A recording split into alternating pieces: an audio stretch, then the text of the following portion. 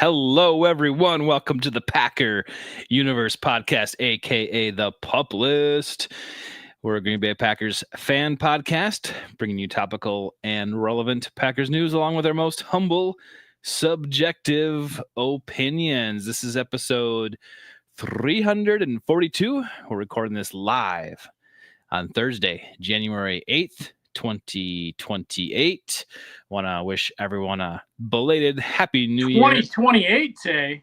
Did I say 2028? Holy, I'm living in the future. Tay. In the future, Conan? 2028. Last week, the backup pack lost to the Vikings in Week 18, the last game of the regular season. And now, here comes that locked-in playoff game that was set a while ago, but it's here now, and it turns out to be against our biggest rivals, the Chicago Bears. I'm your host, Tay, and joining me with our autocorrect, Mr. Ren over here. Ren, what's up? Not much. What up, Tay? How you feeling? What's your initial feels, Tay, going into another Saturday night matchup? We know how well those have gone this year. How you feeling? At the very least, we get to sleep in on Sunday, regardless of the outcome. Yeah, I mean, having the playoff game locked in was nice. You know, it's like, you know, you could afford 2 losses at the end of the regular season, and you kind of, you know, it was a coin flip for a while whether it was going to be the Eagles or Bears, but now it's the Bears. We're on Saturday night. I do love that. I don't think it has any bearing on the outcome of these games for us, but I personally love it. I think the Super Bowl should be on Saturday too, or they make Monday a national holiday, but that's a debate for another day. I'm excited for this game, Ren. I mean, we're in the playoffs. I mean, this is it. This is why we play the regular season. We are here once again, and you know it feels good. The Lions are out, the Bears are in, the Packers are in. I mean, we're constantly there, and there's got to be something said for that. It feels good, and you know, not a lot of teams. You know, only 14 teams get to go to the postseason, so you know you're in that cream of the crop. And this feels great. I'm excited for this. How are you feeling about, I guess, this game? You getting excited? And what about the Bears? I mean, Tay, this year, it's been such a weird year. Across the NFL, there's no juggernaut you can point to. Yeah. This is anybody's 1 through 7 in the NFC and the AFC to take. There's nobody that you look up and down both conferences that you say can't win it all, because nobody stands out. So all these teams, honestly, all these fans of all these teams, we all have, you know, a real chance to do something. And a bunch of us are going to end our season in a few days here. So hopefully we're not in the end of that. And that's kind of where it stands. You know, it's, you know, you might say you go into the playoffs sometimes as the bottom seed in one of the conferences, and you might feel, wow, you know, the Chiefs and, you know, Pat Mahomes in their prime, or Tom Brady and the Patriots in their prime, you know, maybe you didn't have a shot. But again, this is anybody's to take. Somebody's going to get one this year, and they're going to be able to hang that banner forever. And, you know, why not us? Why not them? Why not anybody? And that's the way you have to feel going into this thing as a fan of your team. I totally agree. I mean, you can make a case for the number 1 seeds got there for a reason, you know, Seahawks in the NFC, but you have other teams that I don't know, I guess are regarded as better than others and going into this playoff. But I think you're right. It's anybody's game, and I love that. I mean, take the Packers, for instance, our team. It's like they've been up and down all season. Like, what are you going to get? What's going to happen? There's something exciting about that. It's nerve-wracking at the same time, but it's exciting. That's why we watch sports. That's why this is a game, right? Like, anything's possible. And I think this year more so than a lot of years, you have everybody kind of very, very close together, all on the same tier, same, you know, I guess, chance to win. So that's awesome. But this game is huge from a Packers standpoint and Packers fans, because we get to play the Bears again. This is like number 3 in like whatever, like a month, right? So and number 3 all time in the postseason against the Chicago Bears. right, The Bears get the first one back all the way back in the 40s. I want to say, Tay. We know the Packers got that big one in 2010, and somebody's going to get the tiebreaker here in this year, in the year of 2026, to kind of hold it over the other for the rest of the offseason. So we know the Bears like to talk all offseason, so we hope it's not about that. I got it right here, Ron. This will be the third time we played the Bears in the offseason in the playoffs. First time was 1941. The Bears won 33-7. I think at halftime it was close, but then the Bears just pulled away. And then the last time you referred to, it was January 16th or 2011. It was the NFC Championship. The Bears lost to the Packers 21-14 at Soldier Field. So it's 1-1, and it kind of replays that 15 years ago game where it's not the NFC playoff championship playoff game, but this is huge for both teams to play the third time in the year, the third time in the playoffs. I think the Packers have a lot to prove in this game, and a lot for the fans to, we're going to be dishing out a lot of memes, a lot of mudslinging, a lot of, rights to brag here if the Packers win. And obviously, the Bears usually aren't in that position, right? They know how to lose a lot better than we do. So if they win, it's like, okay, maybe they get their time to shine a little bit here, but I wouldn't say they're going to be on top for too long. But like you never know. They talk all offseason anyway, Tay. So they're going to talk one way or the other. We just hope it's, that they can talk all offseason about having won the division and why that matters after they lost, in the first round of the playoffs. And look out next year. They won the division, Tay, so they're going to be right back there. It's one of those things, Bears fans will always be in the mentions, and, maybe they'll make us go viral again, regardless of win or lose, come Saturday night when we do a first take. We've had Joey on a couple times, and I think it was earlier in the year. Joey Christopoulos is our Bears fan friend that comes on a show. He's great, so go check him out in our other episodes. He's there too. And he, it was a joke on our show. He brought his championship belt, right? Like they were the off-season champs again, right? They're always making these moves, drafting the quarterbacks. And at the time, I was just like, yeah, here we go again, right? But something happened down there with Ben Johnson and, a few more good players that they drafted, maybe offensively solidify that line a little bit. And now you've got a little mix going that can actually produce something and give Bears fans what they want finally as a chance, right? So that's what they've got. And, the Packers do too. So we'll look at that game in a little bit in more depth, but let's get some stuff out of the way first. We had a meaningless game last week, week 18 against the Vikings up in Minneapolis. I don't have too much to say about it.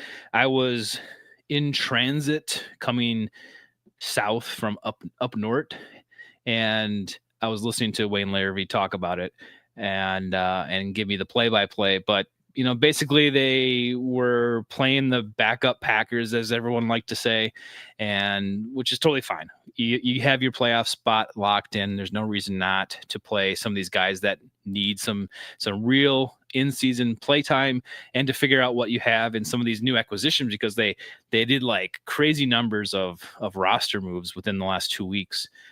So you need to play these guys, and that was fine. Yeah, I want to say week 18, Tay, they made over 20 roster moves just to get that thing to where it needed to be so they could actually, put enough guys on the field to get through that thing without, hopefully, any injuries. And they're, the big talking point, I was way south. You were coming back from the north, and I was down in Disney doing my thing, and heard all about the awful quarterback play, the awful O-line play, the questionable play of Javon Bullard leading to an injury. Thankfully, it appears that he's going to be okay. And obviously the unfortunate injury to Bo Melton, who doesn't sound like he's going to be available, one of your best special teams players. losing him in that game. Although Nick Neiman will rejoin the Packers as a available guy come special teams Saturday night in Chicago. So it basically they got out of it pretty clean, but there was listen to other podcasters. There was some consternation today with regard to why in the heck would some of these guys like Javon Bullard ever be in this game to begin with. But it was a matter of bodies, and unfortunately sometimes guys get pressed in, and thankfully in the case with Bullard, it looked scary by the sounds of it, but he came out all right. Yeah. I mean, you have 53 men to work with. It's hard to do. It's hard to implement a preseason game that's with a regular season roster. So I think they did fairly well with that. I think some of the guys that they brought in, I guess the highlights for the Packers for that game would be, for me, Oladapo played great at safety. I'm glad he got some time in. And Aaron Sorrell had a great game, good experience. And then Trevon Diggs, who they picked up, who was let go by the Cowboys, his cornerback, made it through waivers to us, and we claimed him. That's Micah's best friend, man. Micah's best friend. There's a little controversy because Trevon was regarded as he was great a few years ago, but now he hasn't done anything lately. But ranked as near the bottom or the bottom of all cornerbacks in the NFL with regard to passer rating he's given up this year. And so we got him on the cheap. We're not on the hook for anything monetarily with him. I think it was like $530,000 today. I think it was a great move. You get a guy that knows Micah. Micah can, obviously he's not playing, but can be like, yeah, this is the place to be. Here's your run, right? So I love that move, and he played decent. He got a lot of snaps. I think they got some good looks at him from a coaching standpoint, and you can really only go up from here, especially with our issues at CB. I love it. So I'm glad he got some good playing time, and I'm glad that it was successful. And so I'm looking forward to seeing him contribute next week, or Saturday this week, and just have an impact where we need it. Yeah, a lot of people feel that honestly he should be playing ahead of CV, that being Carrington Valentine, and we'll see what the snaps look like after this thing gets done Saturday night with regard to both. Let's jump over to the injury report right away, Ren. I'm going to go through that. We've got this week it's Thursday today, but Tuesday was a walkthrough. I think they didn't do any actual practicing. Wednesday and Thursday was practice. And I guess today's was the last, obviously, because the game's on Saturday. Today's injury report was the last one before the game. So what ended up being was 6 guys. They're all listed as limited today's practice and all listed as questionable for the game. Defensive lineman Warren Brinson with the foot, Javon Bullard, the knee. Like you mentioned, Nick Neiman, the linebacker with the pectoral, he was activated from the injury reserve designated to return list. So he's back. I don't know. I guess he's limited, but that would mean I think he's playing, right? I think, yeah, he's definitely going to be part of that special teams unit come Saturday night. Offensive lineman Zach Tom, our best and most versatile lineman, is back. He didn't practice today. Matt LaFleur said that they were giving him a rest day, to be good. So totally, and he hasn't played in a number of weeks today, so. Yep. So he's one would think he's got to be ready come Saturday night. Wide receiver Dontavian Wicks is still in concussion protocol, but was limited, and I think that's part of that protocol is he can practice, but he's still limited. So we'll see about that. I think that's undetermined. Obviously, it's questionable for game time status, but with the protocol and the concussion thing, that doesn't necessarily mean that he's going to play. And then quarterback Malik Willis, shoulder hamstring, was limited. I would assume he's number 2, but with the game last week with Toon, right, Clayton Toon, they ended up releasing him Yep. And they raised Desmond Ridder from the practice squad onto the active roster.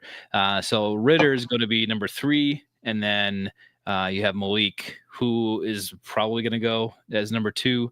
Hopefully we don't need Willis, right? We want to see Love through the whole game, but that's your quarterback situation. And then Bo Melton, that injury made him go on to IR yesterday. So he's just not even listed anymore on this injury report. He got put on IR.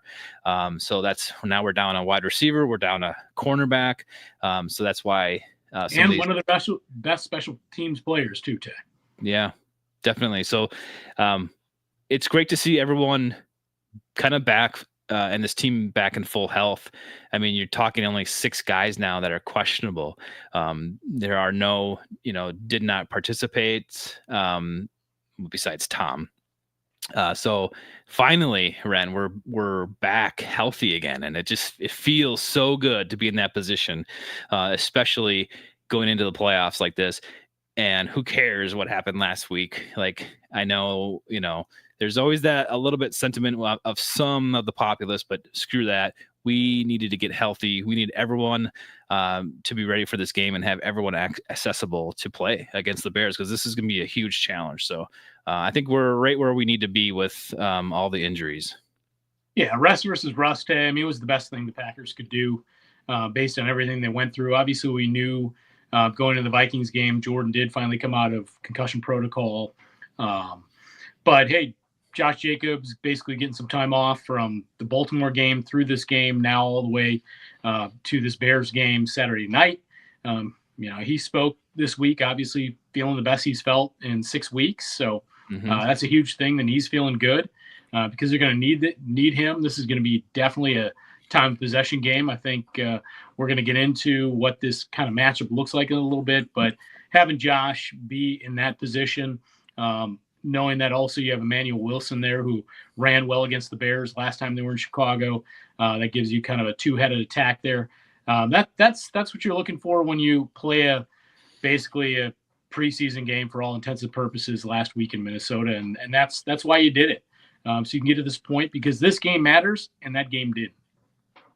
When you look at the Bears injury report, what you'll see and what you probably heard this week already was Rome Odunze, the wide receiver, will play. He wasn't in the other 2 matchups. So that's a difference maker, I think, for their offense. Another guy to watch out for. So that's significant. And then you got a few outs and a couple questionables on the roster there. So it's not they like you have, I believe, one of their DBs who's coming off IR designated to return as well. They're hoping he can play. If you want to tell me who that is there with the little asterisk. Kyler Gordon. Yeah. So, and obviously a great player. So that just makes that defensive backfield a little bit better. And again, we'll talk about it in the matchup. Their defensive backfield, I don't think is much better than Green Bay's.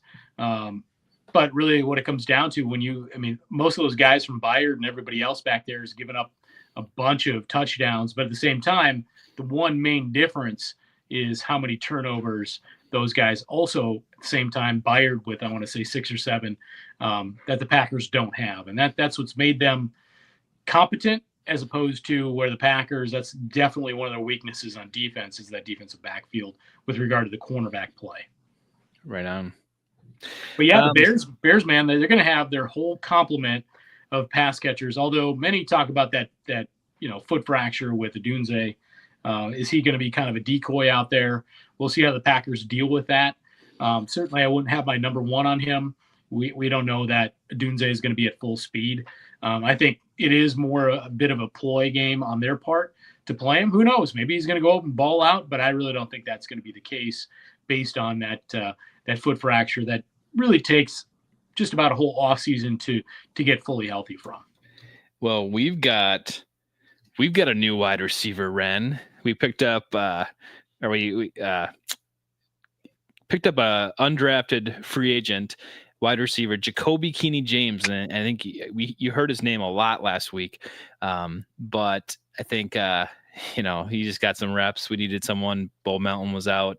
A couple of those wide receivers are banged up. So it's just a body, but he played a lot, and his name was called a lot of times. So I don't know what to take away from that, but it's just like you're going to probably see him, taking the kickoffs or punts or whatever too. Well, as many people talked about this week, Tay, this is the game where it hasn't been done all year, that maybe you need to see Keyshawn Nixon back there taking the kickoffs. You want to put your best available guys in the best positions to do great things for you. And we know how much this game means to Keyshawn Nixon, Tay. Yeah. He won the game and he lost the game. So what will game 3 produce for Keyshawn Nixon? And I almost forgot about the days where he was the premier running kick returner in the league. Those were good days, Tay. We actually had one for about 2 years there where anything could happen with Keyshawn back there. That's nuts. I almost forgot about that run until you just mentioned that. I was like, oh yeah, he was like the best in the league for us, and we hadn't seen that in years. Anyway, that's what you do in the playoffs, Tay. You pull out all the stops, man. You do it, and hey, we'll see what happens. We don't know if that's something they're planning on doing, but I'd love to see it. Let's get into this Bears-Packers matchup proper, Ren.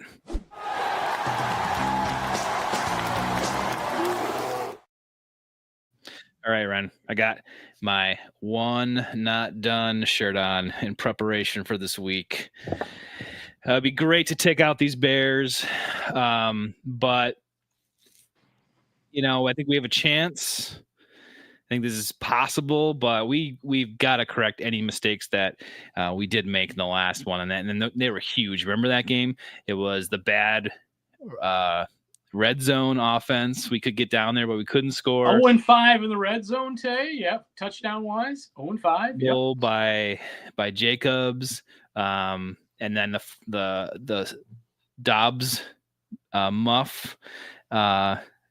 Catch on the onside kick, and then the 4th and 1 snap, and then the bomb at the end. It's just like how many huge things could happen to turn that game, back on us and have the Bears win. But that's what happened. And so it's like, if you remove all that stuff, do the Packers win? I would say yes. Again, like there's that argument again. But when the Packers look at this game, like these are the things that I would be looking at, right? Like, let's correct this stuff. Let's score when we're down in the red zone. Big one, right? And just get your mind in this game.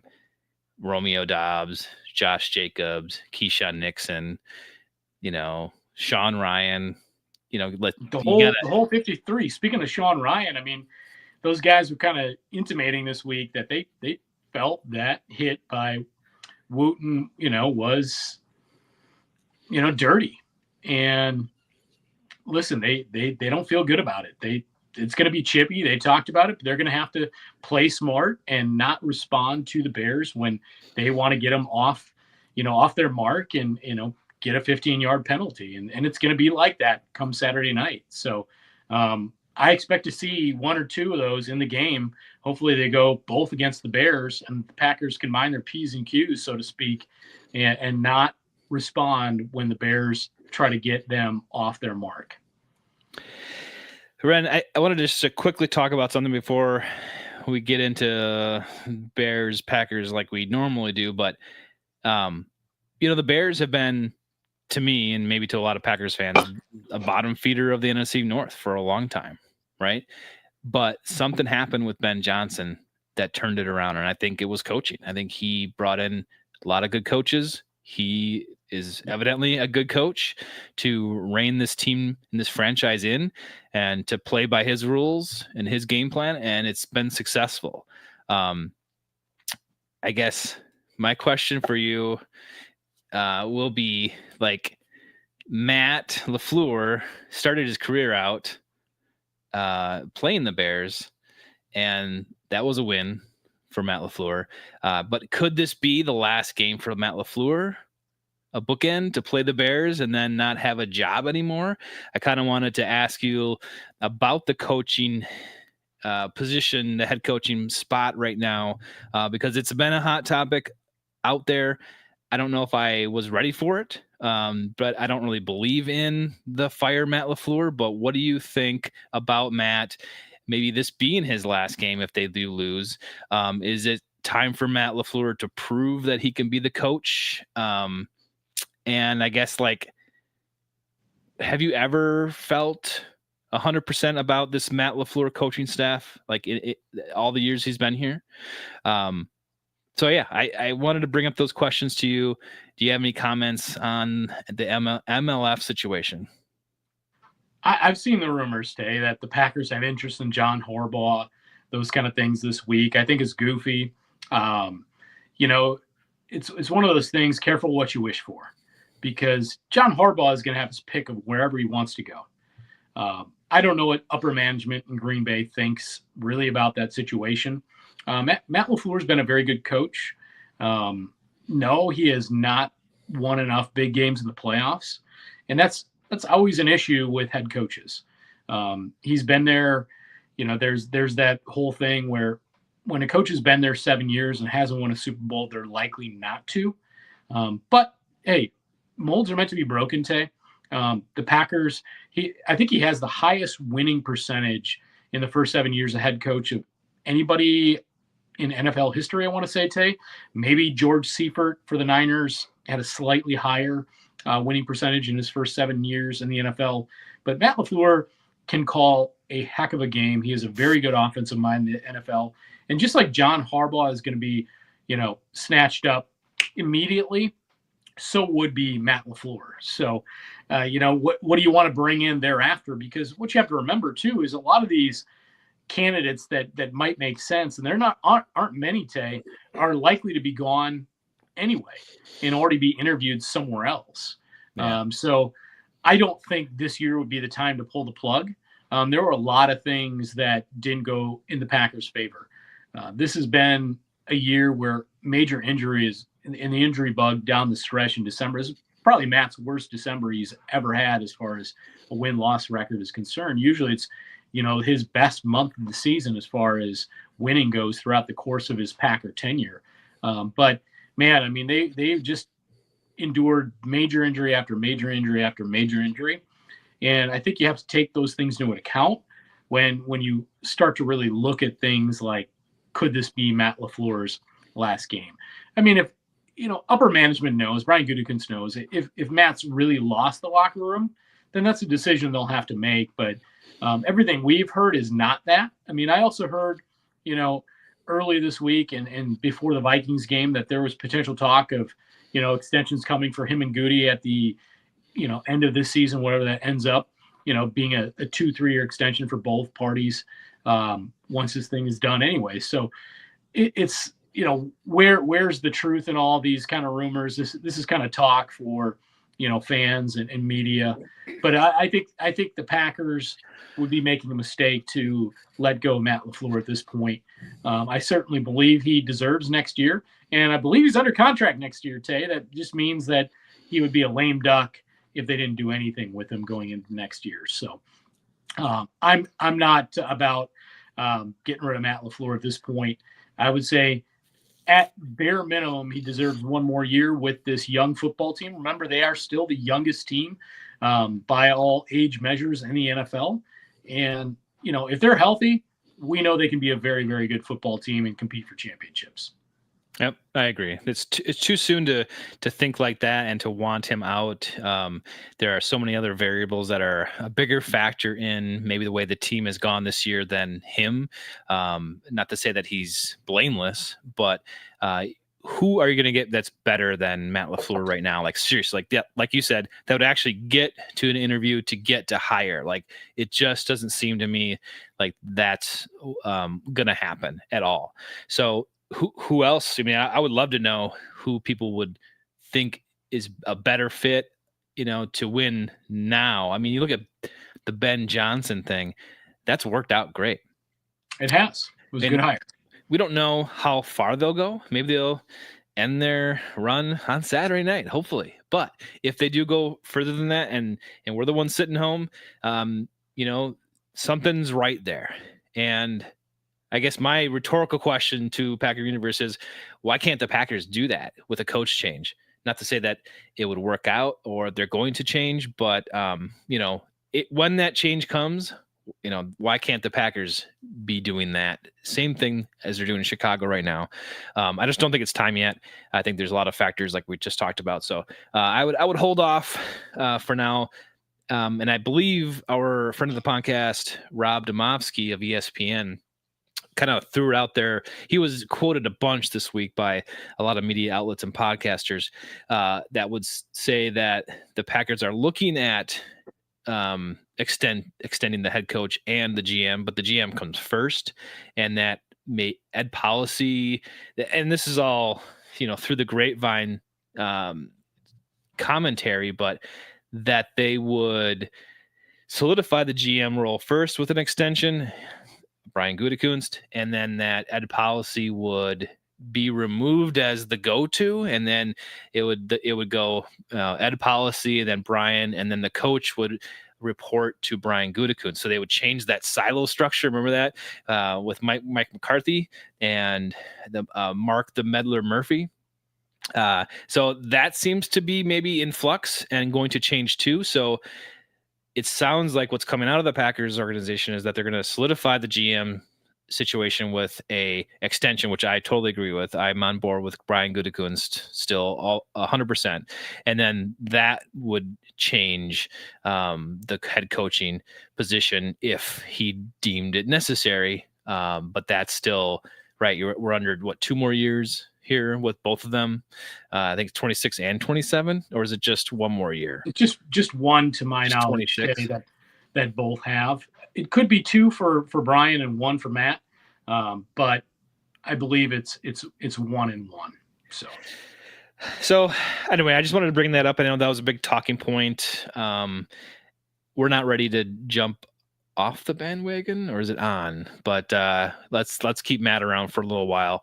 I think there's more pressing issues to worry about, and one of them might be the departure of our defensive coordinator, who had a great pep talk yesterday at his press conference. I don't know if you got a little snippets of that. Oh, I heard the whole thing. I mean, Jeff Hafley is a soundbite. He's a great guy. He's very excitable. He's just always in a good mood, paying the beat compliments, talking about, coaching in Green Bay, the hell ground that it is. And he's got one thing to do this week and one thing only, and that's get the Packers a win Saturday night. Yep. And listen, he's honest about it. He wants to be a head coach again when he's in that presser, but, and it's a major compliment, and that may or may not happen.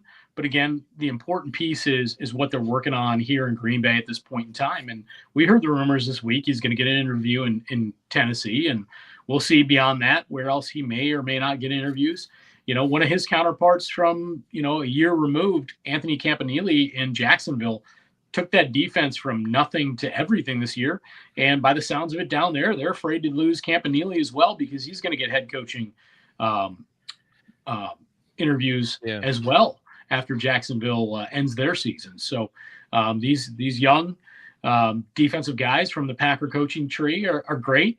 I sent you that bit of and it's all about statistics. Can look any way you want, but how Jeff's defense has looked this year at times in comparison with our former defensive coordinator Tay. And I shot that to you maybe late last week, and it's a little bit of a, when you look at where that stacks up, with Joe Barry, you can draw comparisons, but Jeff has a good thing going on here. The defensive players buy in, and I hope he doesn't get the job somewhere that he can keep building on this, like Ben Johnson did for all those years in Detroit, where they almost got there, and ultimately, eventually, he left.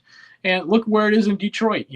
They fired their offensive coordinator. We know Dan Campbell, he took over the play calls later in the year, and it didn't work out. And as of today, they've already contacted Mike McDaniel, who got fired in Miami, as a potential hire for their offensive coordinator position in Detroit. So again, people have to be very careful and look at all these things with who you may lose, who you may not, who you might fire, who you might not, with a wide lens, because it affects your football team in different ways.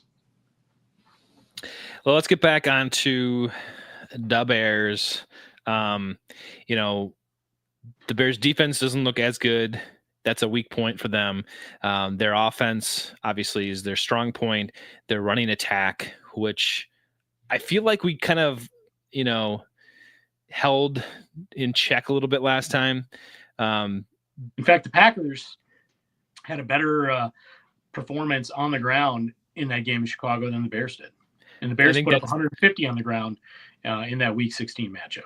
I still think that's really crucial. And, obviously getting Williams flushed out of the pocket is bad. I think he's really good at that. So there's a few things we need to, do. We need to get to Williams. He seems so elusive. I need to see certain players step up, and that's Rashawn Gary. Everyone wants to see that guy step up. He needs to prove it. Lucas Van Ness, where are you? Stackhouse and Ford in the middle of that defensive line need to show up and put up. And that defensive backfield and linebacker core, like I'm okay with. But you just catch the ball when it's thrown to you. I mean, you guys are getting balls thrown at you, deflections that you can easily intercept. That's just not happening. It happened a couple times in the Vikings game. Hasn't happened all season, Tay. That is so frustrating. Those are the type of plays that can turn a game around and turn momentum in your favor and actually help you win the game. So, and on offense, Musgrave, where are you? Matthew Golden, like he's just a ghost. So some of these guys need to step up and take some load off of the guys that are doing things. Jordan Love, the running backs, and some of the wide receivers. Once you get Josh Jacobs going, I think it's great. And I think he's healthy. He can do that. I'm looking for him to have a great game and to just kind of wear down that Bears defense so you can really do some passing game stuff. So this is definitely possible. I have one question for you. Who is the better quarterback, number 18 or number 10, Williams or Love right now in this season? Who's the better quarterback? Well, I mean, Love had 23 touchdowns on the season, 6 INTs. I think that's through 15 games this season. Caleb, 27 touchdowns, 7 interceptions. I would give the nod slightly to Caleb this year based on the fourth quarter mastery. He's had a number of comebacks in the fourth quarter.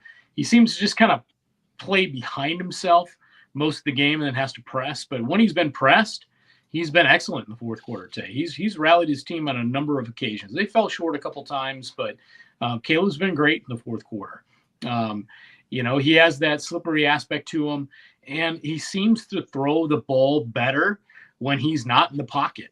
When he's rolling out, he seems to be able to diagnose downfield and then hit a big one or, take off with it. So it just makes him this multi-dimensional quarterback. And we know Jordan, he'll run the ball a little bit, but he's not that type of player. When Jordan has time under center, I prefer him, being under center as opposed out of the shotgun. And now that the Packer wide receiving core is, for the most part, very, very healthy, Tay, other than obviously Tucker Kraft is, on IR. They're pass catchers from when you talk about Jaden Reed to Romeo Dobbs, Christian Watson. We know what they did with a couple of those big bomb plays against the Bears in Chicago.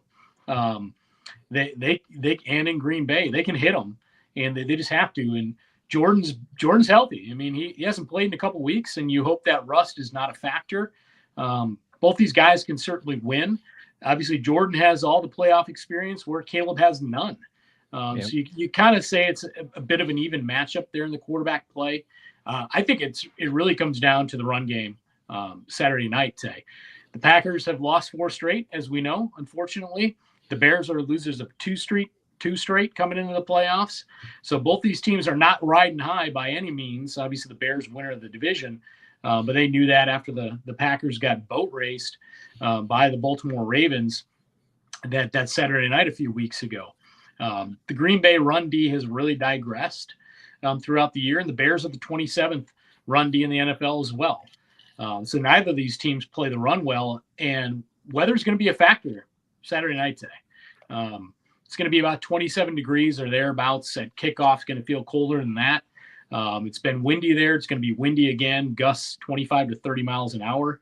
The kick game may come into play. I think, between the two, Santos and McManus, they're almost exactly the same on made field goals for the year and extra points. So just a kick, an extra point or field goal could loom large, but I really feel it's the run games. It's going to be a time of possession game. And one of the big criticisms in both these games against the Packers with Ben Johnson's offense is they have not run the ball enough. This is the NFL's third-ranked rushing offense, and Swift and Monangai get after it. And it seems at times that Johnson gets away from that, and why it's almost to the detriment of his team, giving these other teams, more time on the field. But given the weather conditions, everything that comes into play, Josh Jacobs getting healthy, their offensive line is fantastic. Darnell Wright, all-pro, fantastic offensive lineman. They have 2 Pro Bowlers on that line. Obviously, bringing over Joe Thuney, that all, so many playoff games under his resume coming from Kansas City. These games generally, Tay, these playoff games are won in the trenches, and it's about the defensive line and the offensive line play. And I'd give the slight nod there, offensive line-wise, to the Chicago Bears. Yeah. And if they stick with the run game, it could be a tough one for the Packers to get over that hump. And everybody has to be real honest about that. When Green Bay does get in the red zone, we talked about that earlier tonight, they have to make the most of it. You can't go 0 for whatever when you're inside the 20 in a game like this. Chicago is 6-2 at home this year. They play really, really well at Soldier Field. So, and again, I mentioned they're going to have their full pass catching battery. They've got Colson Loveland, who led the team with about 743 yards and 6 TDs.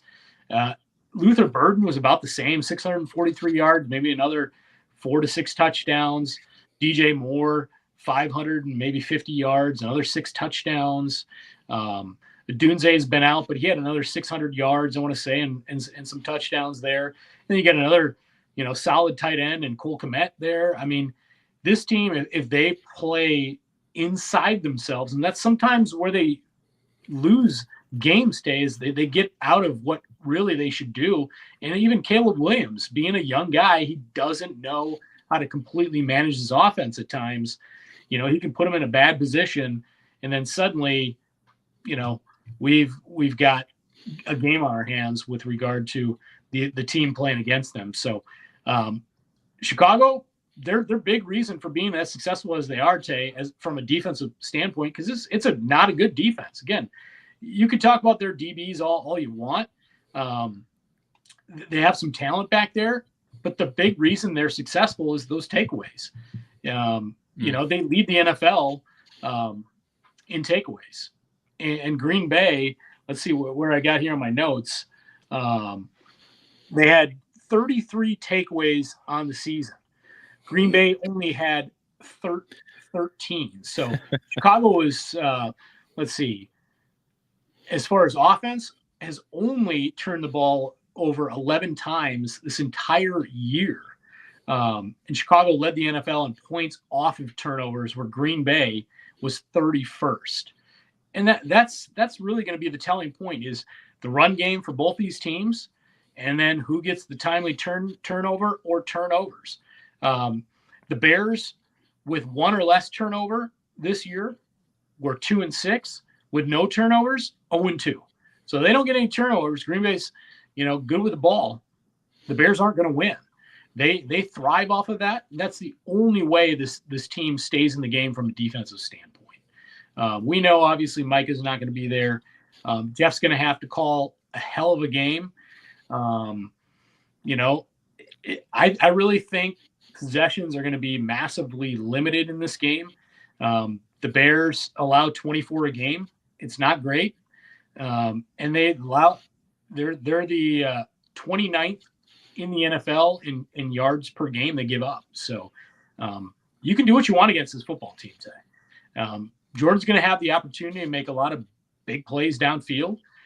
They're going to have to make those plays when it comes to it. And I think this is going to be a really tight game based on the limited possessions with the weather and with how both teams want to control the clock. Yep, I agree. I think this is going to come down to offensive scoring, and scoring with the opportunities given to us. So, totally right. Totally right.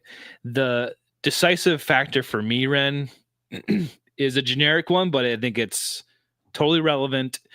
And that decisive factor here is the play calling by Matt LaFleur, not the lackluster Pac D that's going to get run over.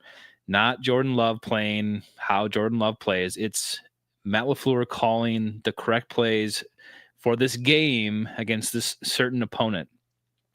I have had a beef with him all year, and I think a lot of us have with play calling, especially on short yarded situations, the fourth down situations. It's just been abysmal.